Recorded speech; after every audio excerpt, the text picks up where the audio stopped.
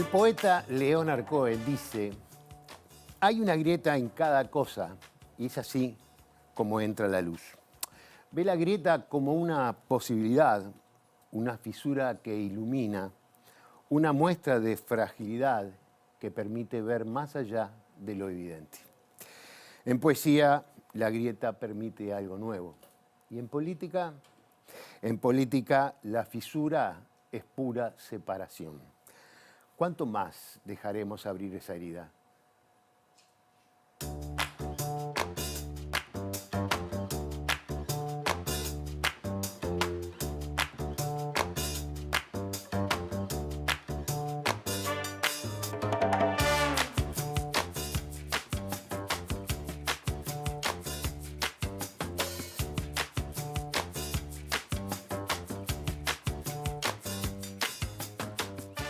Hoy, en Ideas Cruzadas, le damos la bienvenida a Julián Canarek, comunicador político y ciudadano infinito, comprometido con la sociedad en la que vive, para no quejarse después de lo que otros hacen mal. Y Mariana Pomies, una socióloga y tejedora que trepa montañas y comparte la fe como un hecho colectivo. Le gusta transmitir ideas y ayudar a la gente a entender algunas realidades. Buenas noches, bienvenidos a una nueva propuesta de Ideas Cruzadas. Bueno, ya fueron presentados. ¿Está bien la presentación? Espectacular. Sí. ¿La tuya? Mejor imposible. Bueno, me alegro mucho. No, me parecía que a tan pocos días de las elecciones estaba bueno conversar de algunas cosas que, bueno, que están ahí arriba de la mesa en forma permanente, el tema de las encuestas, el tema de la participación democrática, en la importancia de las redes, etcétera, etcétera. Así que, bueno, para eso están acá. Y si les parece bien, bueno, bienvenidos, no los dejé hablar. Muchas gracias. Gracias. Bueno, Gracias por la invitación. no, por favor, si les parece bien, ¿por qué están en este mundo? ¿Cómo fue, en qué momento se incorporan a este mundo de alguna manera, del análisis político, de las encuestas, de la información, del asesoramiento de campañas? Bueno, en mi caso, crecí en un hogar muy politizado. Estudié comunicación y estudié publicidad, nunca pensé que iba a terminar trabajando en comunicación política, pero la vida fue llevando hacia una cosa, hacia la otra. Y encontré como un mundo que me apasionaba más que la publicidad en sí misma, y eso fue llevando una cosa a la otra. Y la pasión que seguramente Mariana comparte de lo que uno va haciendo profesionalmente, después llega a estas charlas que todo el tiempo, además, me parece que tenemos algo que es que nunca separamos el trabajo de las charlas cotidianas, porque todo el tiempo alguien te pregunta y no es molesto en realidad, porque te pones a hablar de algo que te apasiona y tenemos la suerte, por lo menos creo yo, de hacer lo que nos gusta y que a la gente que le interesa eso que a nosotros nos gusta, le gusta mucho. Entonces hay preguntas a veces incontestables. A ella la deben enloquecer preguntándole quién va a ganar las próximas elecciones desde el día después que ganó alguien, como si fuera predecible. Pero bueno, genera como una conversación siempre latente con otro que tiene sus propias pasiones y que además te enriquece, porque escuchar siempre enriquece de alguna manera. Es una cuota de poder, ¿no? Pero no, te dejamos tu espacio. Me asustó, profe, la pregunta, ¿por qué están en este mundo? Yo dije, tengo que explicarle la razón de vivir. No, bueno, llegué como... También vengo de un hogar donde siempre se habló de política y se discutió mucho de política, pero no es a lo que yo me quería dedicar. Llegué de rebote a Cifra, cuando era estudiante de sociología. Yo me quería dedicar a estudiar a la gente para ayudarla a vivir mejor, cuando tenía 18 años, ¿no? Y bueno, entré a trabajar en Cifra y yo no, digo, en Cifra siempre todos hacemos de todo, pero no era el área donde yo naturalmente iba más. Yo después hice un MBA, entonces iba más para el lado como del asesoramiento a empresas. Pero siempre de rebote, bueno, sobre todo en años electorales, porque Cifra, claro, nosotros no vivimos de la política. En Uruguay no sé quién puede vivir de la política, pero bueno, por algo Julián se va afuera, ¿no? Porque, y entonces, bueno, en años electorales, hasta que, bueno, el sordo se enfermó y me tocó un poco a mí ir asumiendo eso. Crecí desde los 22 años que estoy en Cifra, entonces crecí escuchándolo, es como un segundo padre el que escuché toda la vida. Y nada, a mí me gusta aconsejar a la gente. Entonces, si es en política, perfecto, pero si tengo que hablar de los hábitos de la gente respecto al consumo de productos o de determinadas, también me gusta. Y bueno, alguien en Cifra tiene ese rol más de comunicación, que parece que tenía como algún talento innato, y nos miramos todos y dijimos, bueno, ¿quién queda en lugar del sordo? Y bueno, y ahí fui yo. Pero disfruto muchísimo de lo que hago y es lo que le digo siempre a mis hijos. Tengo la suerte, pues es un privilegio, no todo el mundo puede hacer lo que le gusta todos los días y nada, me apasiona lo que hago. Sí. Entonces, ¿disfrutás lo que haces? Sí. Profundamente, hasta nocivamente en algunos momentos, porque ahora, antes de entrar, hablábamos del debate en Estados Unidos y quería dormir, no lo quería ver y no pude dormir, quería verlo.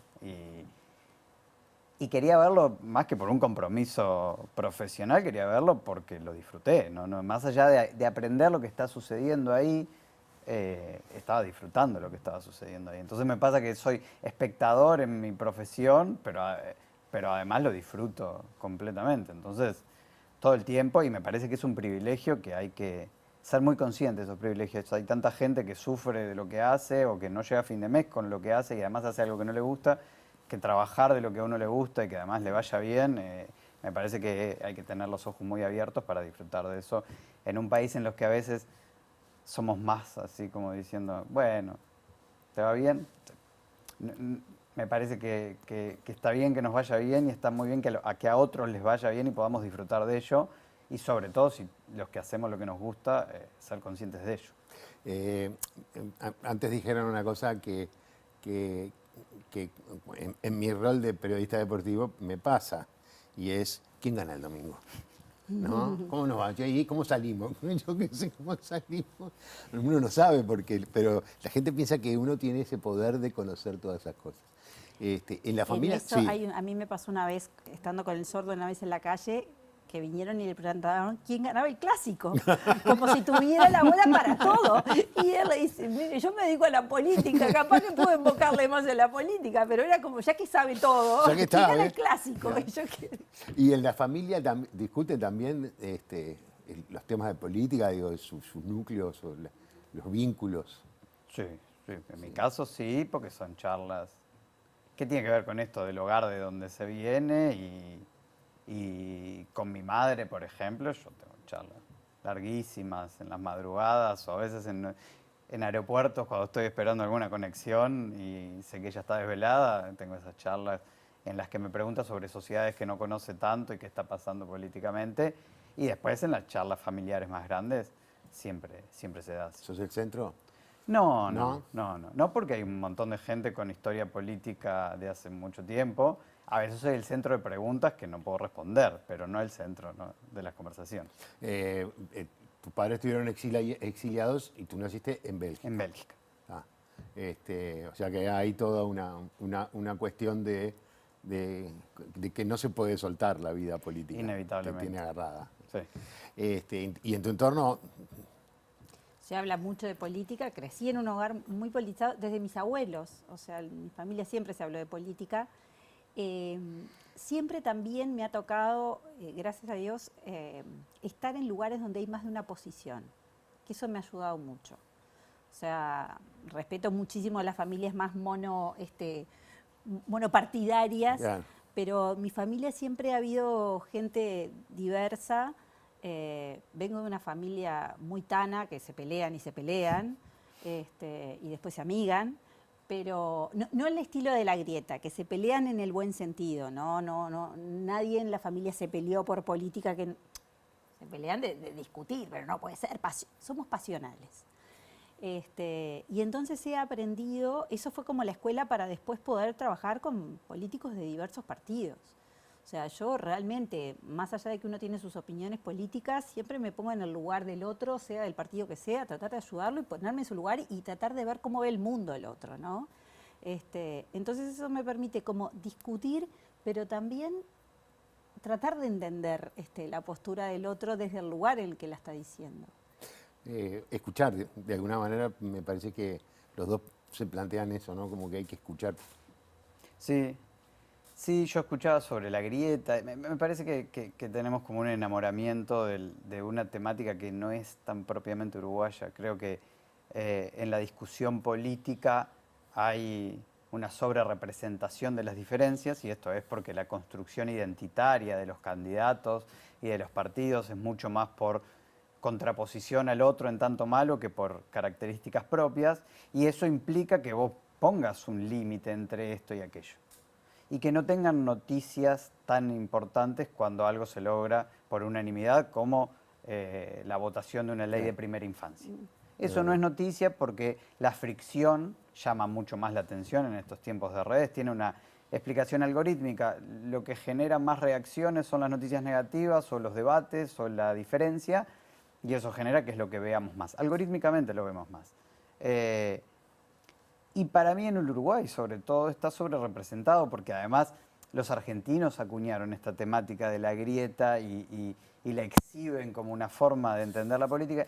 Yo creo que en el Uruguay ni los parlamentarios que discuten en Twitter sobre reaccionando a lo que dice el otro se llevan así cuando están en el Parlamento, ni en las familias pasa esto de todos los pasionales, igual después vuelven a conversar, porque no hay una grieta social para mí tan grande. Y para eso es importante que seamos, y en esto los uruguayos somos tolerantes, me parece, con la diferencia, y escuchamos al otro. Podemos no estar de acuerdo y decir claramente, no estamos de acuerdo con lo que vos decís, pero nosotros podemos sentarnos a conversar.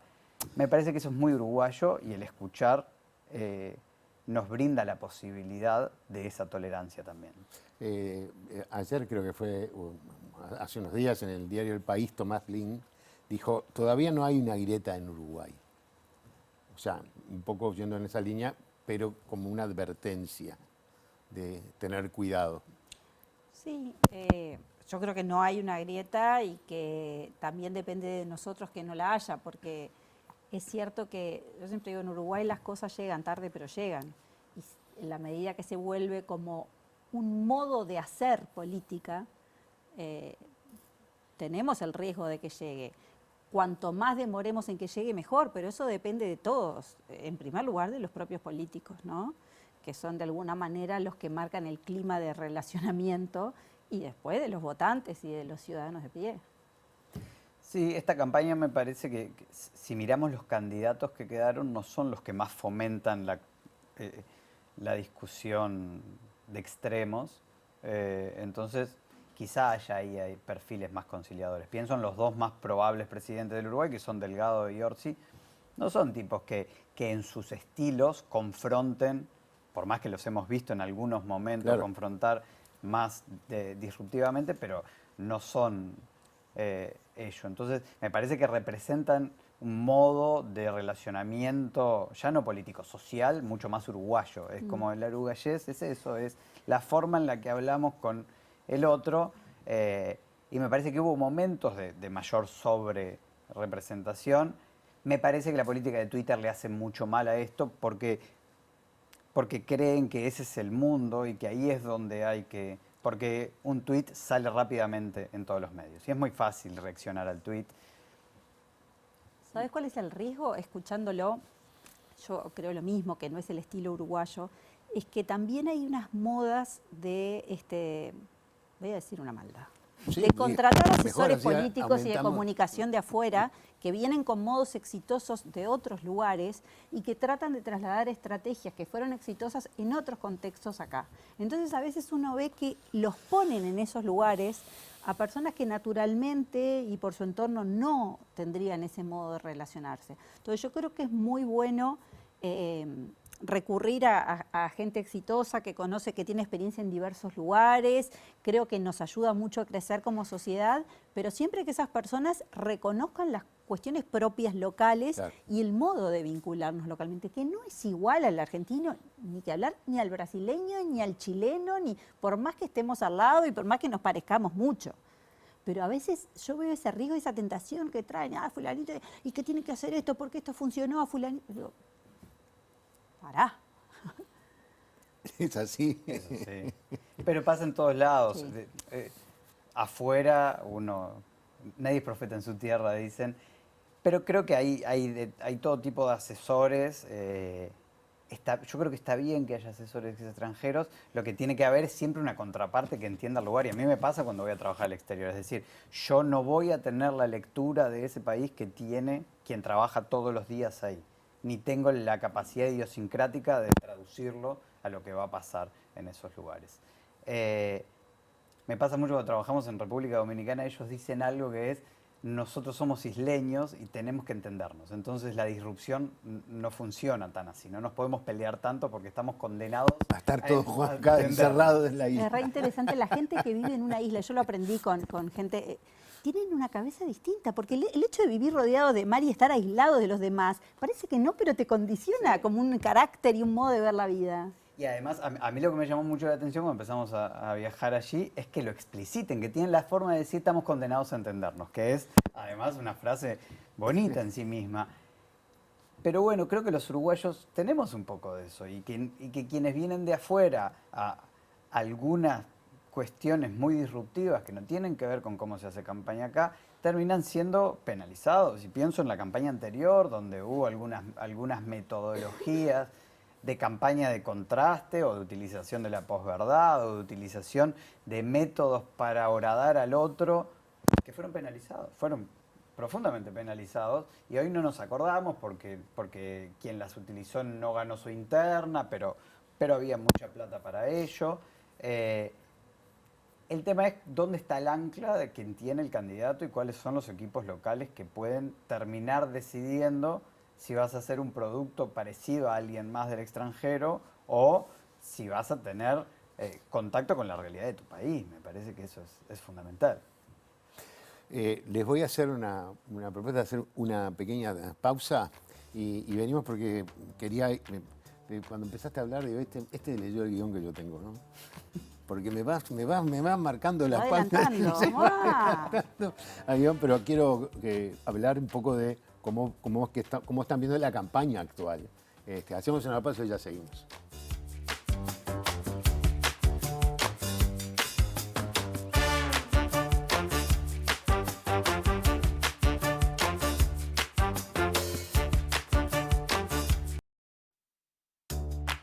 Presenta Mercado Agrícola de Montevideo, en el corazón de un barrio donde late la ciudad. Mercado de Historias. Mercado de Historia.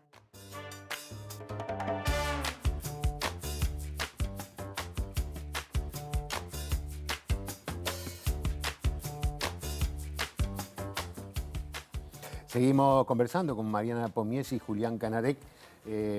Bueno, un poco dejamos medio sentadas las bases, es una forma de decir, de que todavía no llegó la grieta y que bueno, es responsabilidad sobre todo de los políticos de que no llegue, que hay algunos métodos de comunicación que ayudan, pero que en realidad como que los uruguayos tendríamos otra capacidad de comprensión del otro.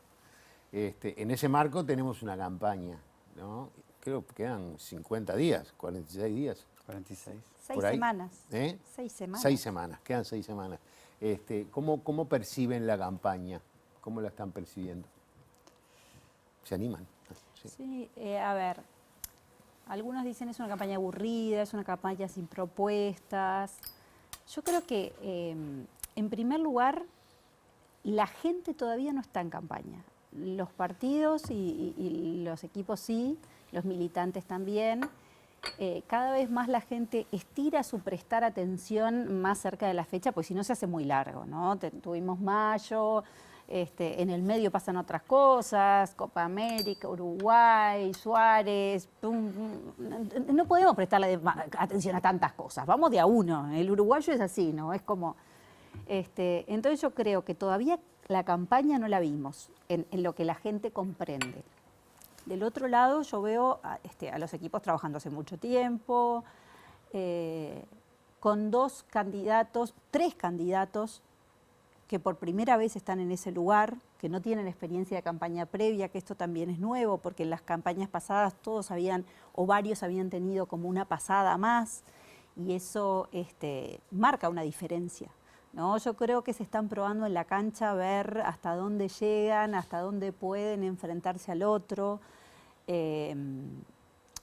con personalidades que no son los líderes de sus partidos, ¿no? Porque no es lo mismo un Lacalle Pou haciendo campaña, que es el líder de su partido, a un Delgado, hoy lo escuchaba, que dice, bueno, el líder del partido natural es el presidente. Entonces es difícil hacer campaña y no ser el líder.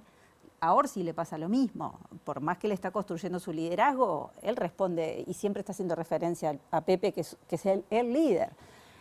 Ojeda es un líder nuevo y ahora vino Bordaberry, que es un líder que ya tiene tradición, entonces está construyendo también su liderazgo cuando hay otros. Sanguinetti está bastante retirado, pero hasta hace poco no estaba tan retirado. Entonces, yo creo que tiene algunas particularidades que hacen que la campaña esté como yendo despacito y por las piedras para ver cómo llegamos más cerca de la fecha.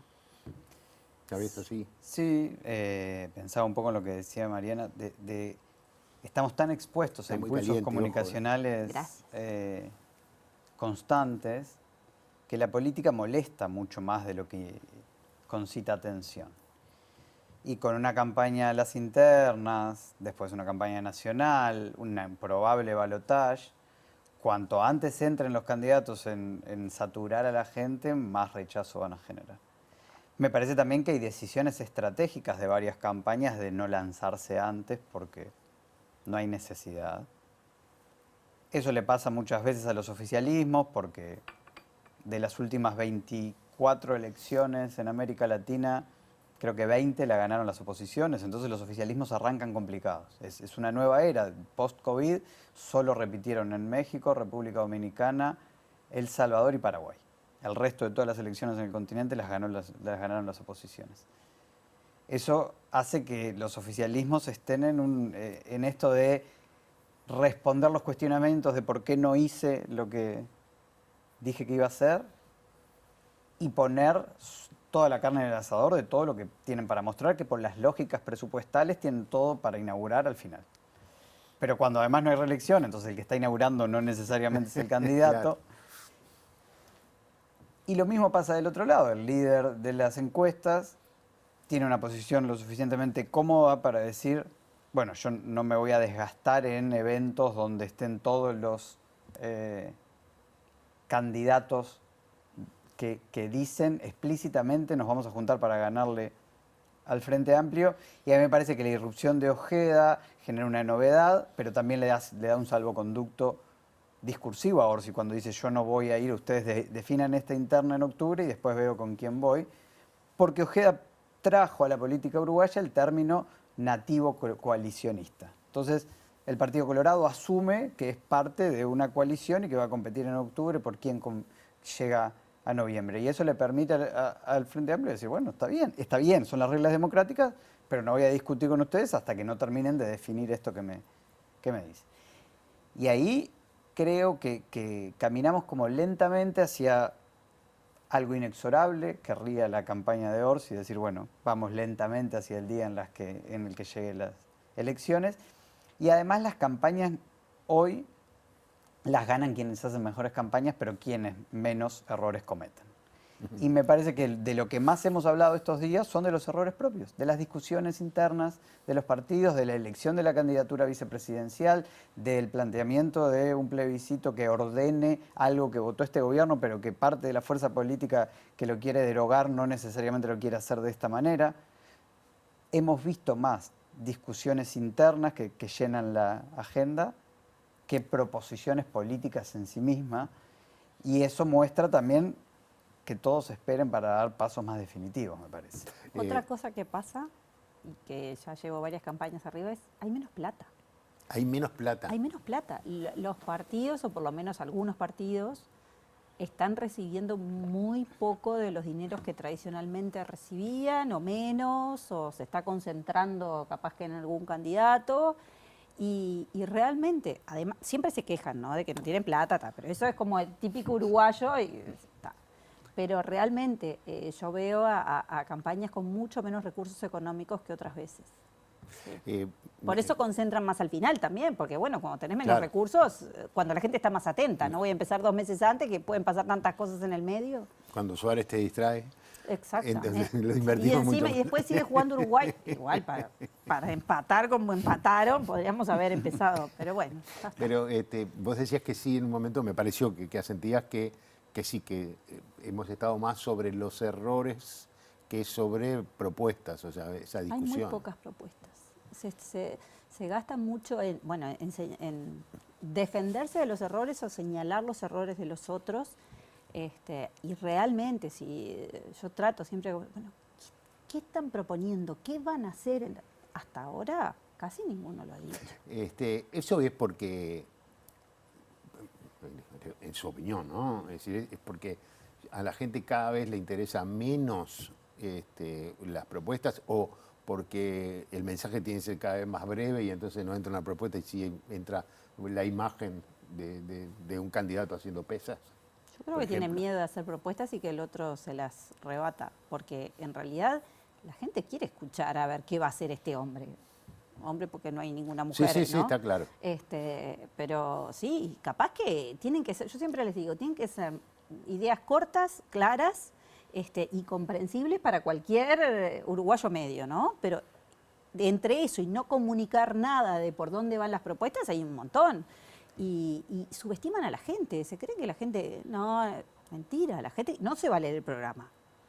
Pero son tenés unos que libros. decirle por dónde vas a ir.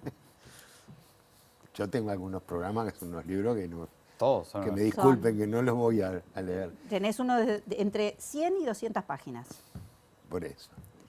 Yo creo que hay una lógica de la comunicación política que hace que todo el tiempo estemos explicando desde la oposición, el que está en la oposición se pasa 5 años explicando por qué el otro es malo y cuando llega el momento de prender los motores de la campaña ya se acostumbraron a ello.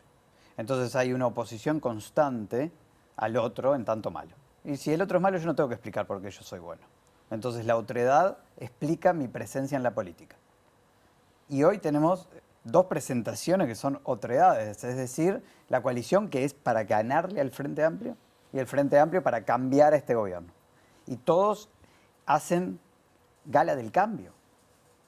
Pero eso es una lógica mundial, es decir, vos lo hiciste mal, entonces tengo que venir yo. Y eso explica la irrupción de los outsiders. Los outsiders no inauguran un lenguaje político. Lo que hacen es utilizar un lenguaje político que el mismo sistema utilizó para decir, te dijeron cambio, A te dijo cambio, B te dijo cambio, C te dijo cambio, bueno, tenés que probar con D que nunca estuvo para que el cambio sea realmente, pero la promesa que siempre está en cualquier elección es el cambio. Y para explicar el cambio es muchísimo más fácil decir, mirá qué mal lo hicieron, que decir cómo lo voy a hacer mejor. Entonces, y lo peor es que no se vacían de propuestas porque estén vacíos de política, sobre todo en Uruguay. No están vacíos de política, tienen sus visiones políticas. Pero como el otro tiende a exacerbar lo más extremo de tus políticas, dicen, no, sobre eso no, vayamos sobre lo menos extremo, entonces yo no soy eso tan extremo que vos estás caricaturizando sobre mí, entonces no discuto sobre el resto, el 90% de lo que no es caricaturizable. Bueno, ahí es donde queda vacía de discusión política a veces, campañas en países que tienen fuertes fundamentos políticos, porque además tenemos la suerte de que haya esos programas de 100 páginas, 200 páginas, porque en otros países no hay. Contenido. Uno lee programas de otros países, no dicen nada, y acá dicen. Es más, los elaboran gente muy capacitada. Cada partido pone a sus mejores técnicos a hacer los programas. Después la gente dice no cumplen nada. Tampoco, no es cierto que no cumplen nada. Pero es cierto que, bueno, una cosa es la letra y otra cosa después lo que va pasando. Pero la letra es un buen indicador de hacia dónde van. Ahora, no podemos esperar que el ciudadano común lo lea. Para eso están los candidatos y otros actores del sistema para ir comunicando en pastillitas lo que se propone. Pero yo creo que hay una subestimación en eso y mucho miedo a arriesgar. Tienen mucho miedo a arriesgar, entonces mejor decir lo menos posible para que te peguen menos y llegar más o menos hasta la fecha de la elección. Desde el punto de vista de la estrategia defensiva está bárbaro. Ahora, desde el punto de vista de la opinión pública, que quiere tener una idea un poco de por dónde van a ir, es pobre. ¿Y cómo debe ser ese mensaje? Corto. Eso, corto. Cuanto más corto, mejor. ¿Cómo era esa regla que había en radio que me enseñaron cuando yo empecé? Pastillas. ¿Eh? Las pastillas. Las pastillas, sí. Y en el lenguaje de la ciudadanía. Y el lenguaje de la ciudadanía está cambiando mucho. Nosotros pasamos de ser un país con... Desde que tenemos redes, los dos expresidentes no tenían ni siquiera redes personales. Y ahora tuvimos un presidente mucho más joven, con redes, con adaptación al lenguaje porque le queda más natural, pero los lenguajes son otros. Entonces, como los lenguajes van cambiando, tenés que adaptar ese mensaje que era corto, además a nuevos lenguajes, a nuevas formas. Es muy distinto hablarle a una cámara de televisión que hablarle a la cámara de un celular. Y a diversas formas, porque tienen que poder explicar una idea a un joven que tiene un determinado lenguaje, una determinada preocupación, mucho menos tiempo prestándotelo Atención. a un adulto que no le podés complicar, pero le podés explicar un poquito más y se lo tenés que decir en un lenguaje también que el adulto entienda. Entonces me parece que no solo hay que adaptarse a los lenguajes, la segmentación de los votantes y de los grupos dentro de cada... Porque además el deterioro educativo en Uruguay también condiciona. Hay gente muy educada que no quiere que la subestimes y hay gente con una educación básica que necesita que se lo expliques en fácil. Entonces eso hace que el candidato tenga que tener para explicar lo mismo 2 o 3 maneras de hacerlo para distintos públicos. Decime tú. No, y volviendo a lo que hablábamos hace un rato, que son los umbrales de atención. La gente no nos quiere prestar mucho tiempo de atención. Hay muchos estudios, pero hay uno que a mí me gusta mucho, es una socióloga que se llama Gloria Mark, que habla de cuánto duraba al principio del siglo XX una toma promedio de cine, que eran 14 segundos, y en 2010 ya duraba 4. Y hoy en TikTok, que es la red que utilizan más los jóvenes, si no atraemos la atención de las audiencias en los primeros 2 segundos, ya tenemos fuga de audiencias, porque scrollean. Entonces, ¿por qué a la política le prestaría más atención si es algo que yo no quiero mirar necesariamente? Si me tiene además enojado, porque muchas veces es, si no cumpliste con lo que me prometiste, no me vengas a molestar ahora que me necesitas mi voto, pero además mi umbral de atención, no contigo que sos la política, mi umbral de atención con los chistes, con la música, con el fútbol, si es de 2 segundos. Cambio enseguida. Bueno, entonces, no solo tiene que ser corto, digerible, diseñado para esa audiencia específica, que puede ser un joven del interior del país en la frontera con Brasil que consume contenidos en 2 idiomas, o de un adulto en San José que no tiene contacto más que con la televisión y la radio como medios tradicionales. Esos mundos no conviven entre sí en un país tan chico donde creemos que el lenguaje es todo el mismo, y las campañas son una colección de campañas para llegarles a distintos públicos donde hay que definir, y la columna vertebral tiene que ser algo, algún mensaje tiene que ser la columna vertebral que después se desagregue hacia todos esos públicos.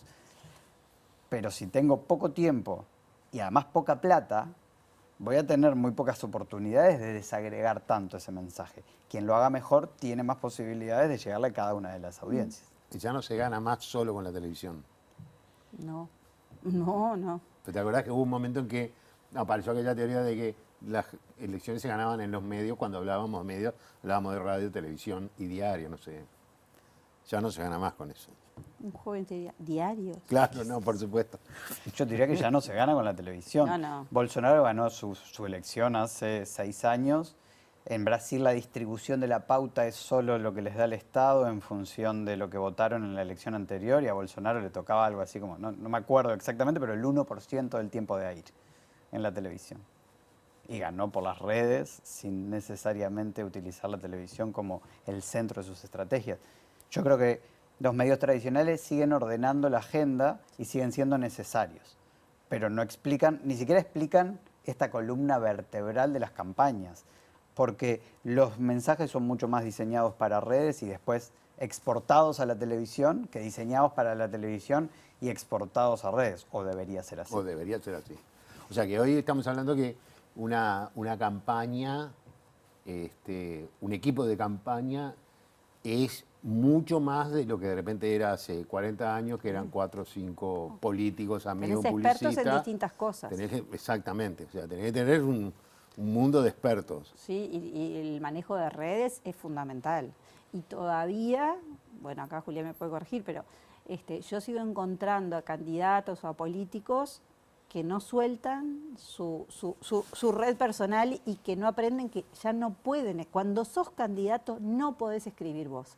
Porque el problema es que son viscerales, y después se arrepienten. Y después Que no suelta quiere escriben- decir que no ponen a un community manager, como le llaman. Los mensajes, así que me muero de ganas, se los mando a mis hijos. Ya está. El resto que lo haga otro, porque la tentación y la dificultad Ya. de medir las consecuencias no la manejan. Y todavía algunos no se animan a hacerlo. Hay algunos que son muy buenos manejándolo ellos, pero la mayoría no lo son. ¿No? Porque además se calientan. Siempre hay gente en la oficina que me dice, ¿estos están todos drogados? No, le digo, estar en campaña implica estar como una velocidad más rápida que lo normal. Entonces todos parecen drogados, algunos capaz que lo está, pero todos parecen drogados. Pero es porque están a otra velocidad con tantas cosas en su cabeza, que si a esa velocidad van a reaccionar a un tuit o a un... marcharon. Sí, yo creo que además generacionalmente cuesta adaptarse a las tecnologías. Pienso en algunos de los escándalos que hubo durante estos últimos años, es decir, hay cosas que Que ya por no se táctica pueden Hay que sacarles el claro, teléfono. no las converses por ahí. Claro. Digo, si una, dos, tres veces se filtró la conversación, deja de tener la conversación por Claro. la que se está filtrando.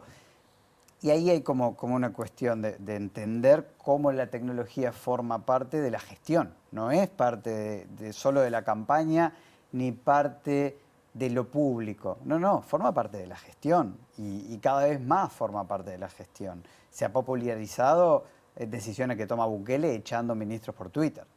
Bueno, eso quiere decir que alguien está utilizando los métodos de las nuevas herramientas de la información para la gestión en sí misma. Pésima, ¿no? No queremos que No. se vuelva No, hábito. pero lo imitan, digo. Sí, creyendo que es una gracia. Y no sabes la cantidad de veces en América Latina que me piden hacer campaña Acá como echan a los Bukele. técnicos de fútbol por Twitter, así que entonces en realidad fuimos precursores en eso, ¿no? Sí, pero es que es esto que no podría pasar en Uruguay, ¿no? De la gestión en la que no le viste la cara a alguien y le dijiste, no cuento más con tu servicio, Sí. salvo en estas anécdotas, pero son penalizadas socialmente. Totalmente. En El Salvador son festejadas y en el mundo miren qué bien este señor cómo hace Sí, claro. de su comunicación. Y yo creo que las herramientas y la comunicación en su conjunto tiene que ser un activo de la gestión. Ahora que hablabas del caso Bukele, es interesante también cómo, que es parte de las dificultades de las campañas, creemos que estamos sobreinformados, pero no bien informados, ¿no? Porque uno escucha hablar, ahora que citabas la campaña de Bukele, cuando alguien te dice, no, porque ese modelo... Escucharon 4 cosas, se hicieron la idea de lo que es Bukele y creen que es eso y lo defienden. Entonces, a veces el exceso de información hace que estemos muy desinformados y que creamos que estamos muy informados. Y eso a veces les pasa a los políticos y a los asesores de campaña, ¿no? Entonces es muy complejo todo el manejo de esta cantidad de factores. Claro. Sí, yo les iba a hacer una pregunta, pero no, terminá. No, como si la extrapolación de los casos fuera aplicable a un país Claro. con el narcotráfico y las problemáticas sociales que tiene El Salvador a otros países. Entonces hay que hacer como Bukele y meter a todos presos. Yo decía, pero ustedes saben lo que hay que hacer como Bukele lo que estás diciendo. Sí, ¿no viste que están todos presos y se acabó el delito? Pero ahí pasan otras cosas que no te están contando, ¿no? No, mira, aparte de que tenemos 15.000 presos, ¿no? No sé, la cifra que es tremenda. No, pero lo puedo atar con esto, porque ustedes, o tú creo que recién hablaste de los temas de los outsiders que aparecen. Como que, no sé si es el sistema de partidos o es el Uruguay, pero acá no sé si se puede poner que hay un outsider que esté fuera de los partidos. Capaz que se puede poner alguno de los que apareció en las últimas campañas como un outsider, pero dentro de la estructura de un partido. Eso te habla de que tenemos un sistema de partidos muy fuerte. O sea, ¿por qué puede aparecer en otros países un outsider fuera de los partidos? Porque hay espacio fuera de los partidos y la gente lo legitima. Claro. En Uruguay los outsiders entraron por los partidos. Outsiders relativos, pero Sí, pensemos sí. lo que fue Talvi o lo que fue Sartori, entraron dentro de los partidos. Porque en Uruguay el sistema partidario y la confianza en el sistema partidario es muy fuerte. Sí, yo siempre pienso en la construcción identitaria de esos outsiders, porque hoy pensamos en los outsiders como Sartori, eh, pero en Uruguay, de los últimos años, el outsider más fuerte fue Mujica, que se forjó como algo distinto a la política porque llegaba y ponía la moto y porque no necesitaba la pompa o los lujos. Eso es presentarse en contraposición con lo que la política es, y esos dispositivos discursivos que rodeaban la figura de Mujica durante un momento, en América Latina toda, eran patrimonio de la izquierda. Lula venía de un lugar que no venía la política tradicional, Evo Morales representa un cambio histórico en quién llega a la presidencia de Bolivia, Correa.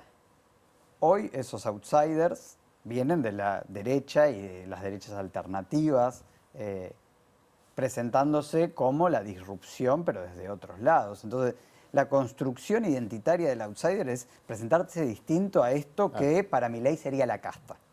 Pero fijémonos que en el centro está la política tradicional y en un lado está el outsider que era Mujica y en el otro está Milei que viene con campera de cuero y las motos y decir que la casta. Me parece que es una forma de encontrar cómo igualamos a todos y de volver a esto que hablábamos más temprano, de cambiarlo porque es malo, siempre cambiarlo, siempre cambiarlo. Bueno, eso fagocita que vos siempre necesites a alguien de afuera, porque como por lo menos no fue malo, no lo probamos y fracasó, pero los partidos en Uruguay me parece que le dan una continuidad a la explicación histórica y pasa algo que no pasa ni en América Latina ni en el mundo, que es la potencia institucional de partidos que explican qué va a pasar en la próxima y en la próxima elección, porque el sistema y la gente confía en los partidos como instituciones rectoras de la democracia. Hacemos una pausa y te vamos a preguntar por las encuestas. Bueno. ¿Sí? Todo esto era mentira. Ya seguimos.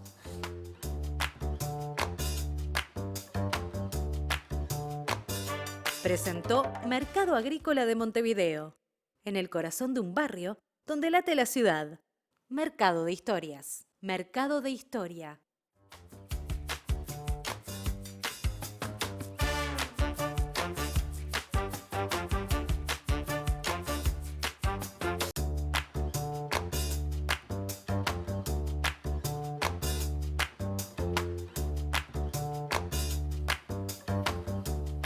Seguimos conversando con Julián y con Mariana. Quedamos un poco a hablar de las encuestas. Pero bueno, primero, esto es una curiosidad, ¿no? A esta altura, ¿cuántas encuestas más tiene por delante Cifra con respecto a las elecciones? Antes de octubre. Antes Bien. de octubre. Estamos empezando la penúltima. Vamos a hacer dos que las vamos a hacer públicas, o sea, una ahora en septiembre, otra un poquito antes de octubre, y después vamos a hacer una más cerca o sea, en los últimos días, pero esa no va a dar tiempo de hacerla pública, es más bien o para los clientes o para nosotros ir tomando la temperatura. Pero así comunicables nos quedan dos. Hablábamos recién de todo este mundo que da la sensación que la población también cambió y no solamente cambió, sino que está no solamente una fragmentación social, económica, sino también una fragmentación de hábitos, de uso. No sé si está bien lo que estoy diciendo, ¿no? Que a uno le gusta esto, al otro le gusta esto. ¿Cómo se toma en cuenta eso a la hora de diseñar una encuesta? Bueno, eso es difícil. La segmentación, las encuestas políticas usan las segmentaciones más básicas, que son Montevideo Interior, tenemos comportamientos electorales distintos, tenemos comportamientos electorales distintos por segmentos de edad, entonces tenés cuotas de edad y sexo. Que en realidad cada vez más el sexo define menos diferencias, pero bueno, es para mantener una muestra equilibrada. ¿Por qué? Porque las mujeres contestan mucho más el teléfono y en general las encuestas que los hombres. Somos mucho más amables y mucho más dispuestas, ¿no? Entonces tenés que forzar a los hombres a hacerlo, ¿no? Pero después a la hora de analizar, también trabajamos con cuotas de nivel educativo, porque la educación condiciona la mirada que tenemos de muchas cosas vinculadas a la política. También tratamos, otro elemento a considerar son los votos pasados también. Porque condicionan muchas de nuestras visiones, no solo la camiseta futura, como decimos, sino la camiseta pasada. Lo que voté antes también me condiciona mi manera de ver, de analizar, de mirar la realidad. En política más o menos son esas las que consideramos como grupos, aunque después adentro de ese vos tenés los jóvenes que se autoidentifican de izquierda, de derecha, pero bueno, pero eso lo haces ex post, ¿no? Eso solo en el voto. Imagínate, cuando vamos al consumo de algún producto, hay muchas más variables también. Es complejo, cada vez es más complejo el análisis por esta hipersegmentación que tenemos, ¿no? Y por la respuesta, ¿no? Digo, en el sentido de que el teléfono de casa no te lo atiende nadie. Bueno, ¿sabes que la gente ¿No? mayor Sí, atiende el continúa teléfono.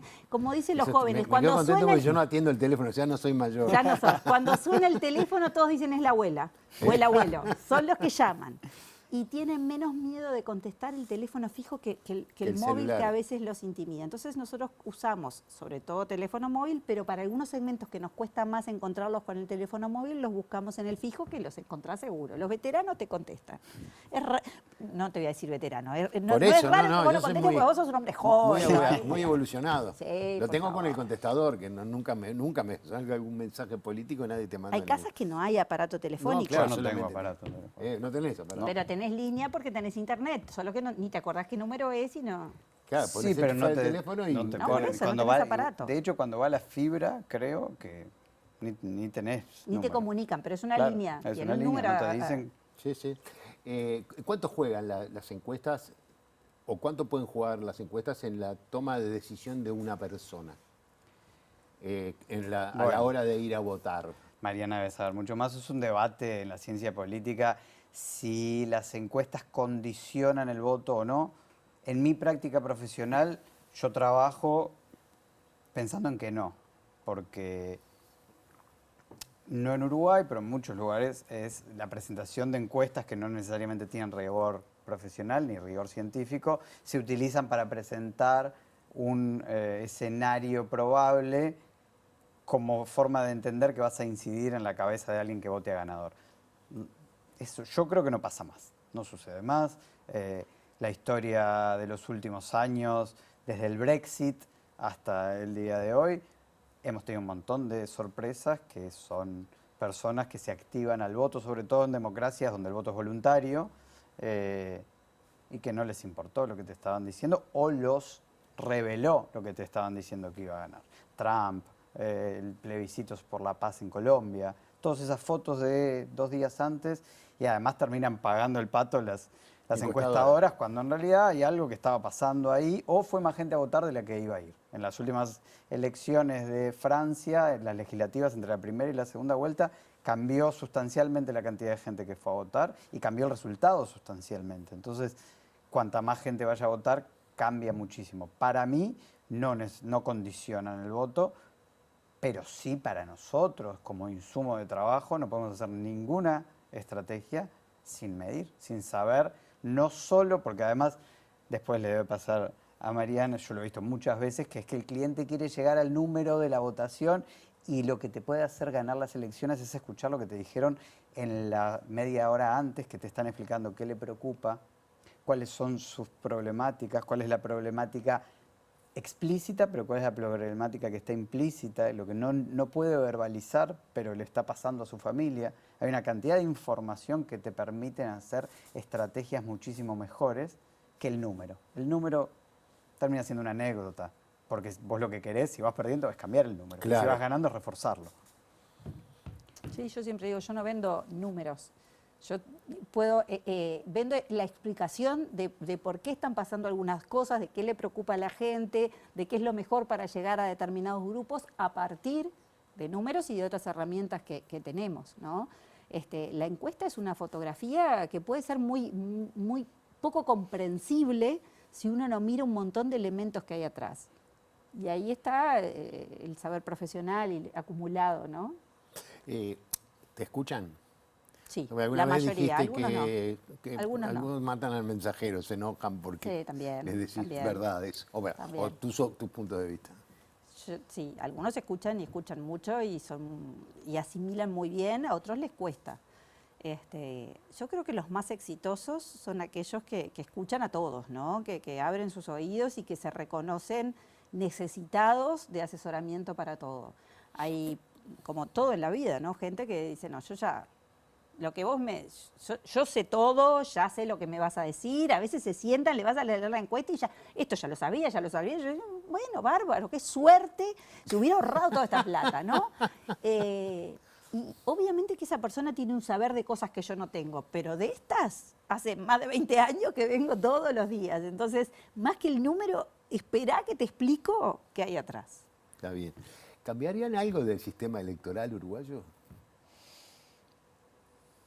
Esto de la votación electrónica. No, yo creo que tenemos un sistema que funciona muy bien. No quiero caer en la típica uruguaya de no arreglar lo que no está roto, pero realmente para el tamaño que tenemos, para la forma que tenemos de funcionar, tenemos un sistema electoral que funciona muy bien, que se toma su tiempo y que sobre todo la gente confía mucho. Totalmente, ¿no? Entonces, en introducir cambios que pueden afectar la confianza, cuando en otros lados van y vienen, ¿no? Porque hay éxitos y fracasos, somos poquitos. Si fuéramos Brasil, que son 200 millones, sí, tenéis que tener otras metodologías, pero realmente, teniendo 2 millones y pico de votantes en un terreno muy chico, yo creo que tenemos un buen sistema. Sí, cuidar la institucionalidad, que en Uruguay es muy importante, porque la gente confía. Estamos rodeados de ejemplos donde se cuestiona la institucionalidad ante resultados adversos. Sí. Los candidatos que pierden cuestionan, acá no. Esto funciona, acá no va a pasar, creo, además. Bueno, me quedó una pila de cosas para conversar, pero no da el tiempo, siempre pasa lo mismo con esto.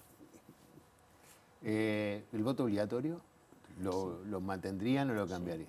Sí, y pondría obligatorio para las primarias que le pusieron mal nombre de elecciones internas, porque no son internas, para mí son elecciones primarias, y creo que es la primera etapa de elección del presidente, por tanto, si el resto del sistema es obligatorio, debería ser esa obligatoria. ¿Lo ves por ahí? No. Sí. Trabajo en muchos lugares donde no es obligatorio y me parece que hay un compromiso democrático mucho menor. Me puedo desentender de las decisiones, pero igual después me quejo. Entonces, soy parte de la explicación del problema, pero no me comprometo para la solución y me parece que está muy bien que sea obligatorio. No sé si las internas tendrían que ser obligatorias o no. Tiendo a pensar que sí, pero la molestia que le generamos a la gente de ir tantas veces a votar también es como que en alguna, dejarlos que elijan ellos, no me parece mal, pero sí que sea obligatorio, me parece que defiende el sistema en sí mismo. Vos tenés una frase que estaba en la presentación, pues que es la ciudadanía, la importancia de la ciudadanía, sí, porque de ser constante en la participación. Sí, porque eso es lo que hace que las democracias sean representativas realmente. Cuanto menos participación ciudadana hay más desafección con lo que hacen los políticos y podés sentarte en un banquito diciendo, mirame lo mal que lo están haciendo, o vivir afuera del sistema, totalmente. Pero los estados van a seguir existiendo y van a tener consecuencias sobre tu vida, vos te comprometas Aunque o quieras no. estar sentado a un costado. Sí, porque la carretera por la que vas a ir todos los días a trabajar la va a hacer o la va a dejar de hacer el Estado. Y cuando haya un pozo del que te vas a quejar, es un Estado que está presente o ausente. Y esas discusiones que hay, hoy estamos discutiendo sobre la presencia del Estado en todo el mundo, Sí. hay que darlas. Es como decir, ¿vos crees que no tiene que estar el Estado? Bueno, comprometete democráticamente y vayamos a dar la discusión, pero comprometete. ¿Algo más? ¿Podemos seguir hablando? No, yo puedo. Digo, yo podría, pero bueno, viste que los horarios hay que cumplirlos, ¿no? Esto termina con, Sí, con a una ver, carta, una pregunta, ¿cómo es que le dicen? Para random. Ay, veremos, a ver qué nos toca. No. Ah. Yo quiero ser más agresivo con las preguntas, pero la producción dice, no, es un programa tranquilo, nosotros. No generemos la grieta. ¿Qué te tocó? Si pudiera tener un superpoder, ¿cuál sería? Saber quién gana el... No. Esta ya la vi, no me acuerdo en qué lugar apareció, en alguno de estos juegos de ahora, y me encantaría una que vi en una película muy boba, que es poder leer la cabeza de la gente. O sea, lo que la gente piensa cuando... Ahí la de Bruce Willis, No Mel es Brooks. Bruce Willis, es Mel Gibson. Mel Gibson, que él es médico, sí, y que escucha todo lo que dicen escucha las lo que mujeres. dicen las mujeres y Bueno, se da cuenta ese me que- encantaría, me encantaría. ¿Qué dice la tuya? Si pudieras quitar una palabra del diccionario, ¿cuál sería? Que muy profundo esto. Y bueno, vos sos profundo, ¿no? No, bueno, pero voy a los lugares más comunes, no sé, la palabra odio, la palabra rencor, hay como palabras que... Pero lo que pasa es que si borramos la palabra, borramos el concepto, ese es... Bueno, Claro, es simbólico. sin nombre capaz que el concepto no existe. ¿no? Bueno, entonces borraría la palabra muerte, Por quizás, ejemplo. sería mucho más profundo que... Más. Está, pero esa creo que no podés. Digo, no vas a tener éxito, me parece. Muchas gracias. Por favor. Gracias Les por la agradezco mucho que invitación. hayan venido, fue muy, muy interesante. Y bueno, como siempre digo, yo aprendo acá, ¿no? Tengo la dicha de poder sentarme en esta silla y aprender con todos los invitados que vienen y con ustedes aprendí mucho. Así que muchas gracias por venir. Muchas gracias. Muchas gracias. Y a ustedes les recuerdo que nos vemos el próximo domingo para seguir conversando, porque como decimos acá, conversar es pensar juntos en voz alta. Hasta la próxima.